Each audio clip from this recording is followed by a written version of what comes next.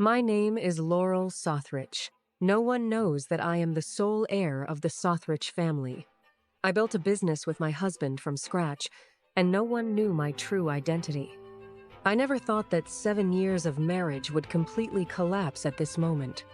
I came to deliver a signature document, but I heard a gasp I shouldn't have heard. The moment I pushed the door open, the scene under the desk pierced my heart fiercely. My husband Graham had a lazy look on his face after indulgence. Until he saw me, the laziness on his face turned into panic in an instant. I tried my best to calm myself down. Laurel, what are you doing here? I need your signature. Did I interrupt something? I'm sorry, Laurel, I stood there completely at a loss, while my husband chose to comfort her instead. Don't be afraid. Go quickly. I watched her leave without stopping her. It's just a casual affair. My wife will always be you. Graham, do you even know what cheating means? His understated tone was as if he was talking about an insignificant matter. I remembered he was destitute back then. I gave up my family to start a business with him.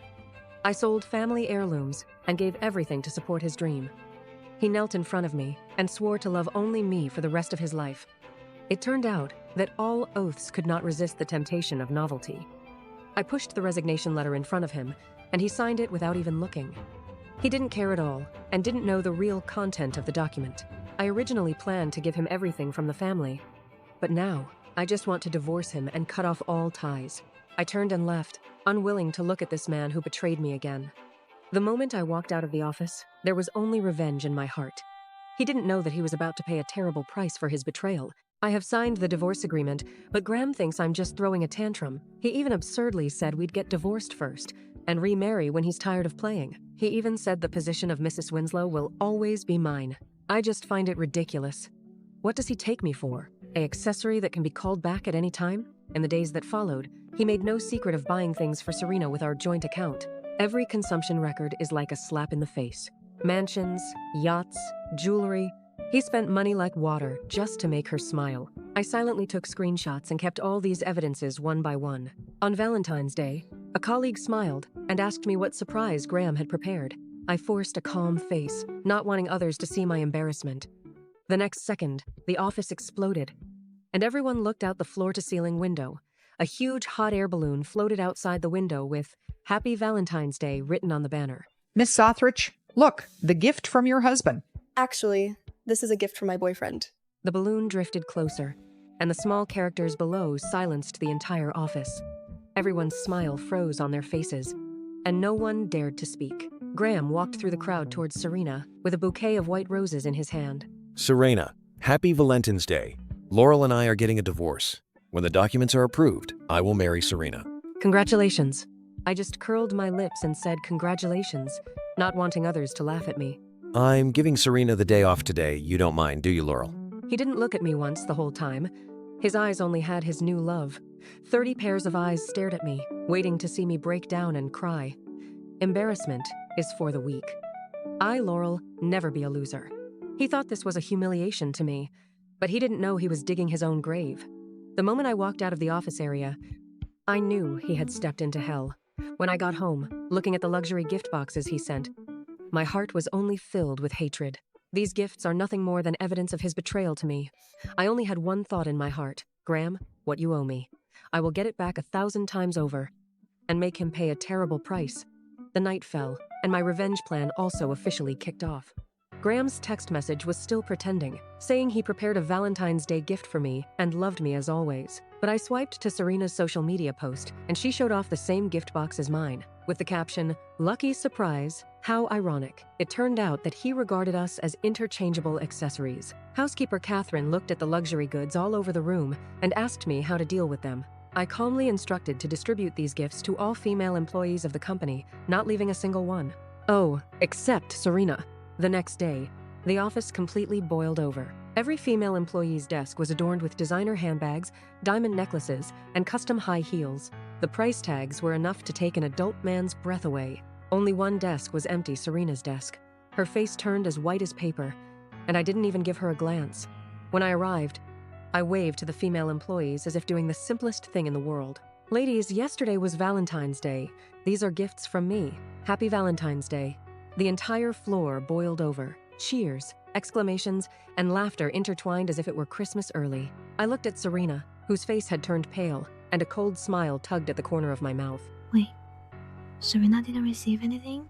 Serena's face had long turned as white as paper, as if all the blood in her body had evacuated. I didn't even glance at her, walking straight into the office and closing the door. Less than 10 minutes later, the door was slammed open, hitting the wall heavily. Graham rushed in angrily, with fire in his eyes, as if he was the one entitled to anger. Laurel, give me an explanation.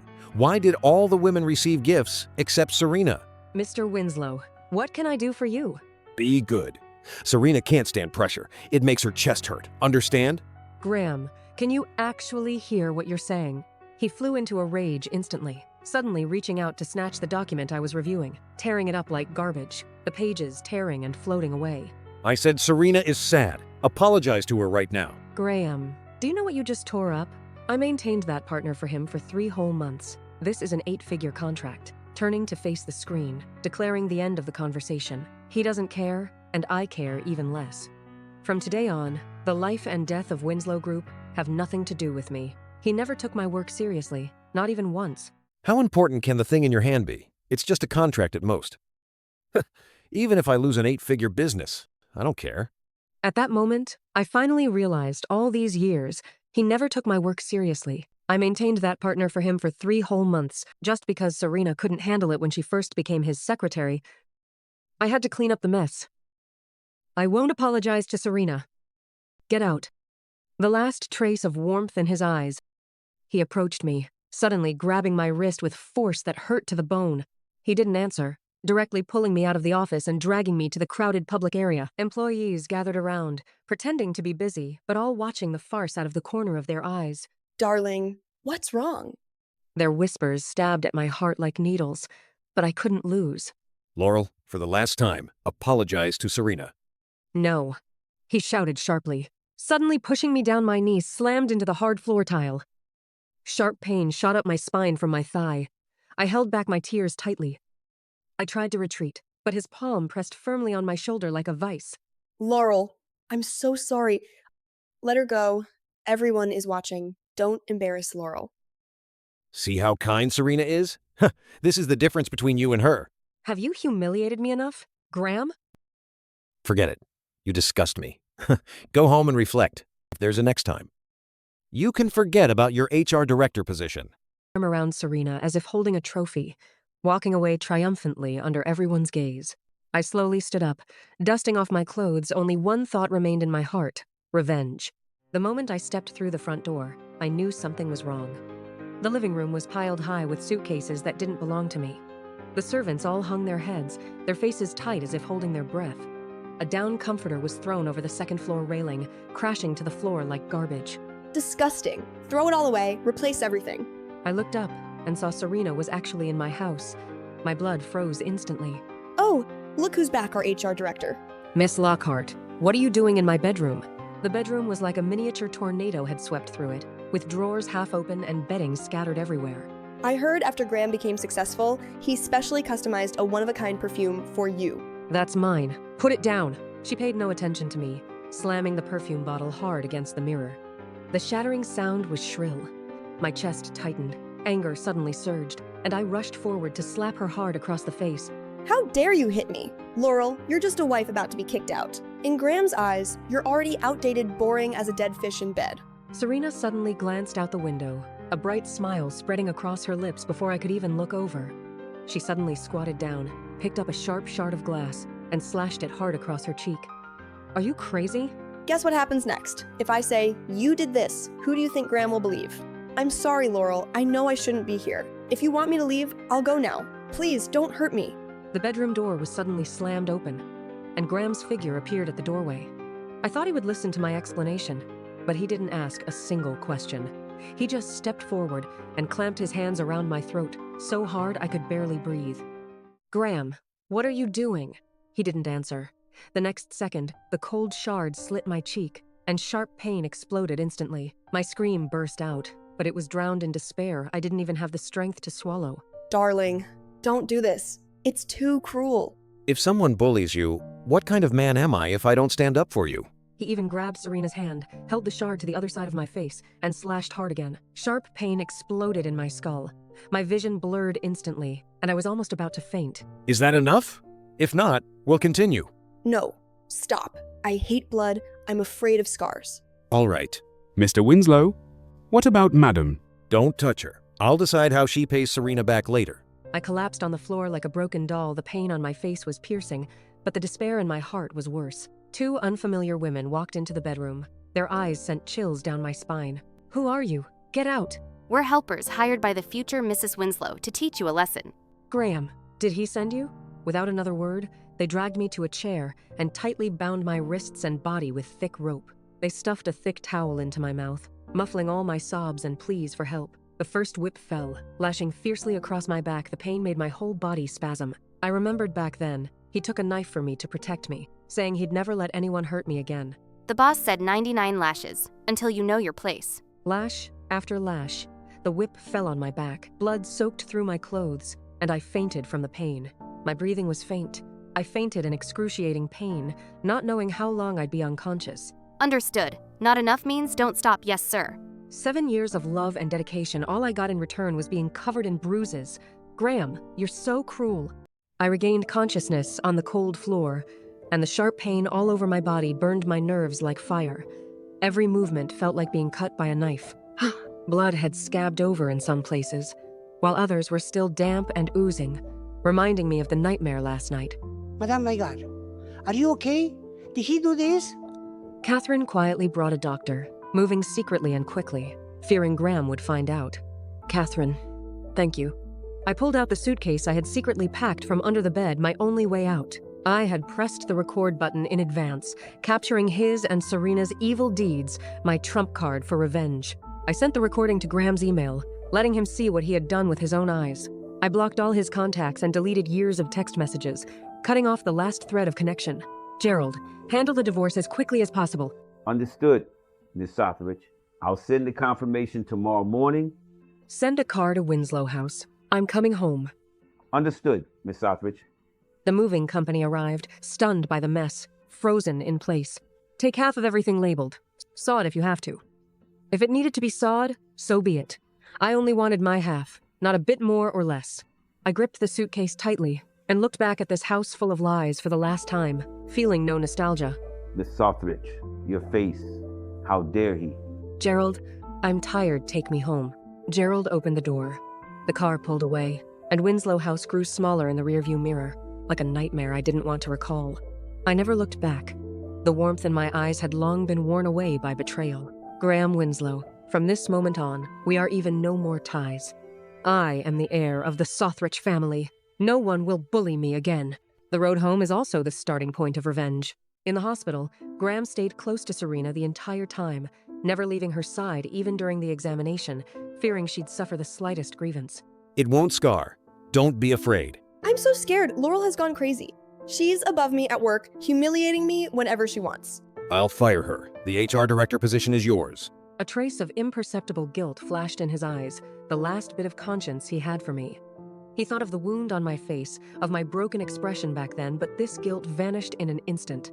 He wanted to call home and ask a doctor to treat my wounds, but Serena interrupted him effortlessly. When you're with me, you're not allowed to be distracted. You're thinking about Laurel, aren't you? Don't be like this. Serena saw through his guilt at a glance, using gentle means to pull his attention back to herself. His guilt struggled against his desire for Serena, but in the end, he chose indulgence. I can help you.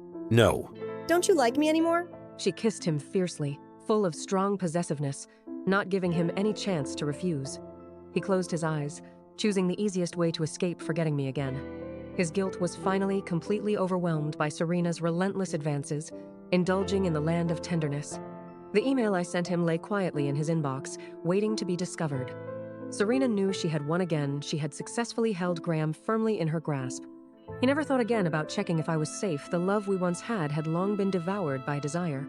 They walked out of the hospital side by side, indulging in pleasure with each other, forgetting all responsibilities and conscience. That email carrying the truth became a hidden danger he deliberately ignored, and also a blade for my revenge. Graham didn't know that his escape today would eventually make him pay a terrible price. As for me, I was already on my way home, preparing a grand gift for him and Serena. Graham spent 3 days fooling around with Serena before finally returning to the company, with no trace of guilt on his face. His first move was to find me, only to find the office door locked with no response. Mr. Winslow, Miss Sothridge resigned 3 days ago. He even thought I had just taken leave due to the scratches, not investigating the reason behind it at all. He casually bought my favorite cake and flowers, planning to go home and perfunctorily appease me, continuing his lies. The moment he pushed open the door, he froze in place. The scene before him was beyond his belief. All items were neatly split in half along the central axis, a mess full of irony. The once warm sofa was split in two, like our broken relationship, irreparable.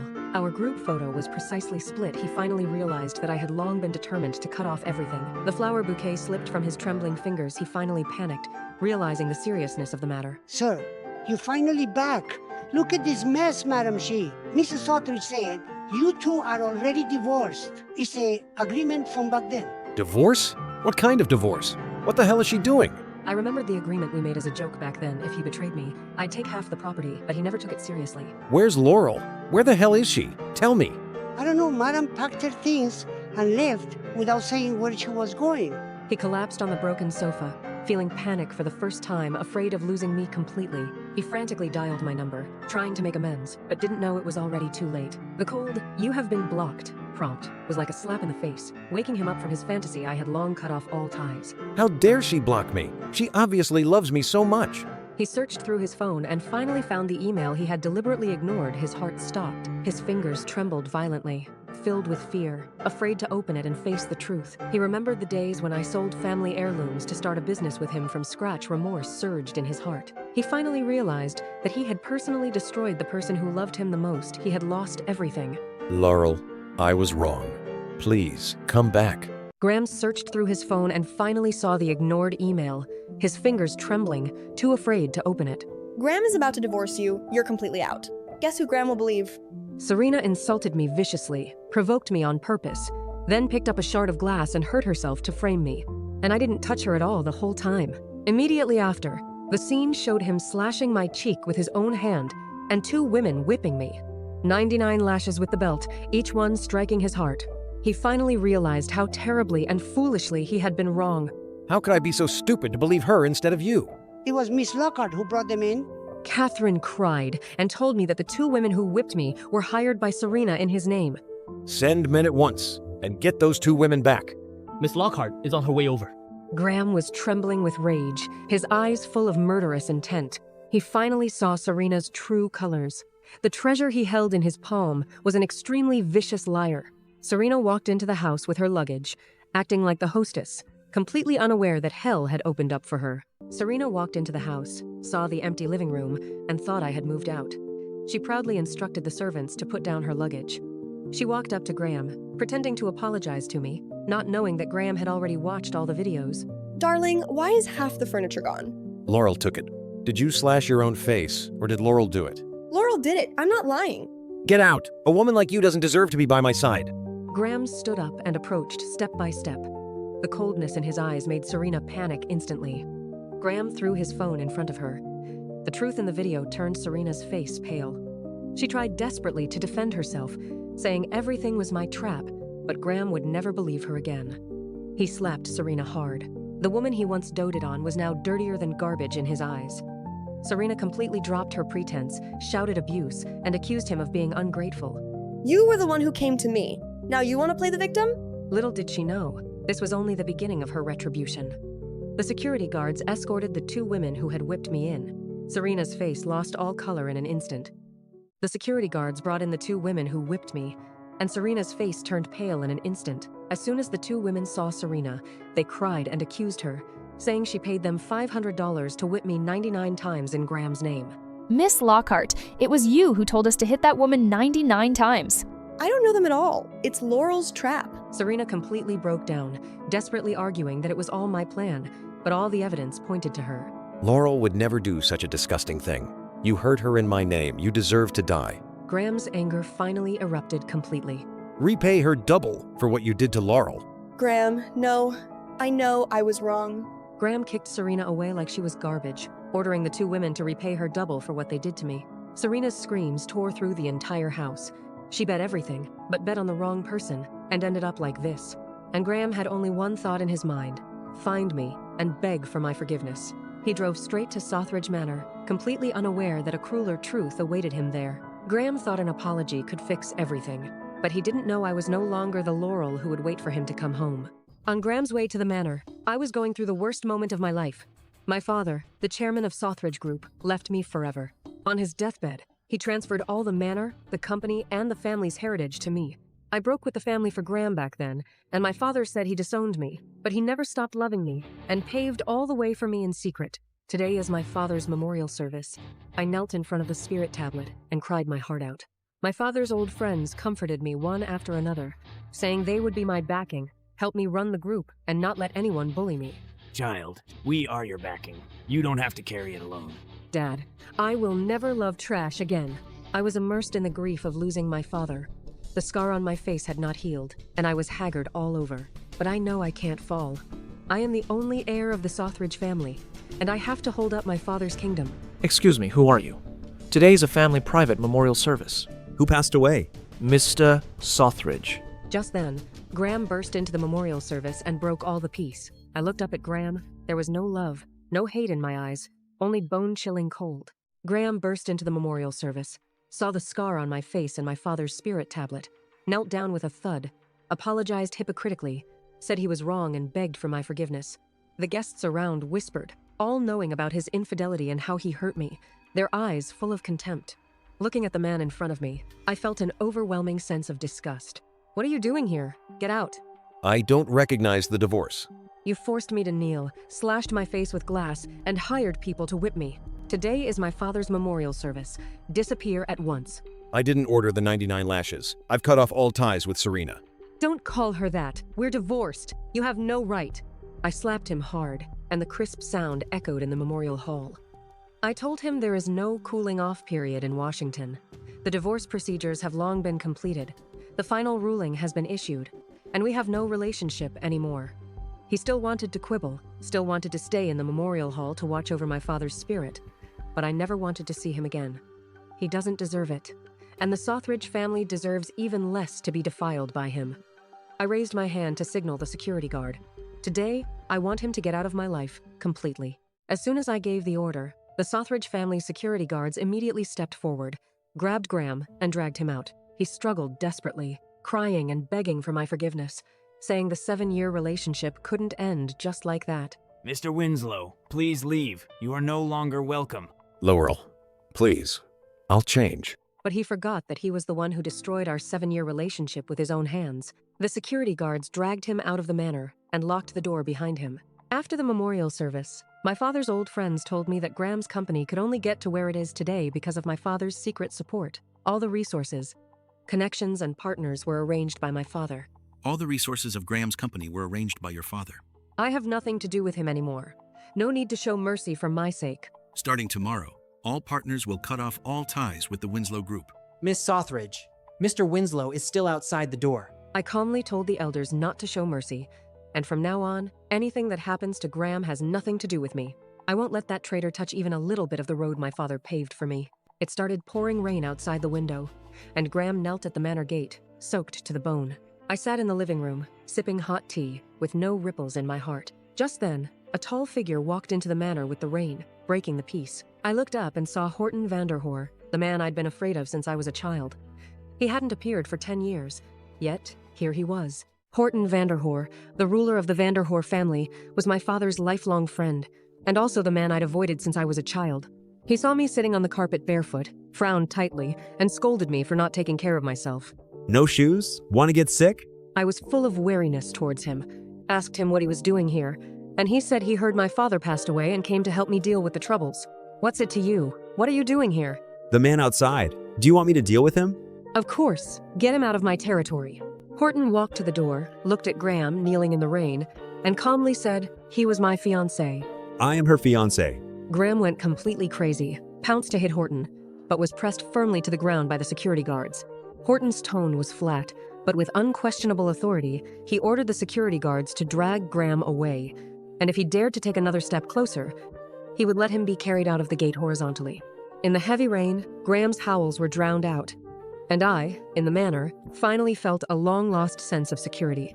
10 years later, he was still sharp-edged, taciturn, but so handsome that people couldn't take their eyes off him. I looked at Horton's back and suddenly realized that my father's arrangement might have another meaning. When I woke up, I found Horton standing at the foot of my bed, and I was so scared that I immediately pulled the blanket over me. "Horton, what are you doing here?" "Your father instructed that Mr. Vanderhoor is free to enter and exit the mansion." The maid took out a USB flash drive and played my father's last wish video. In the video, my father said he was afraid I would be bullied alone, so he entrusted me to Horton's care. "Baby, I entrust you to Horton's care."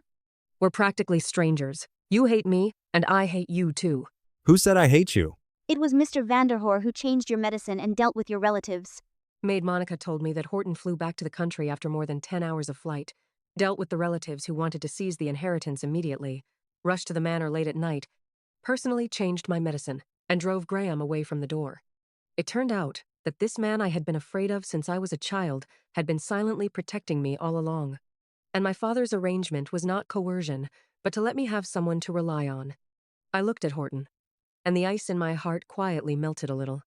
I looked at Horton. A string in my heart was gently plucked, and I didn't know how to respond for a moment. Monica looked at my confused face and prepared to tell me all the truth. "He flew for more than 10 hours without going home, drove straight to your father's siblings, and nipped all hidden dangers in the bud." He learned of my father's death, flew back overnight across the country, and eliminated relatives coveting the family property at once. "He didn't want the doctor to wake you up, so he went upstairs to change your dressing personally." His movements were gentle, and he even softened his breath, just to let me rest peacefully. "Looks, reputation, wealth, power, he and Winslow are worlds apart." I fell silent, for my father's choices were never hasty or perfunctory.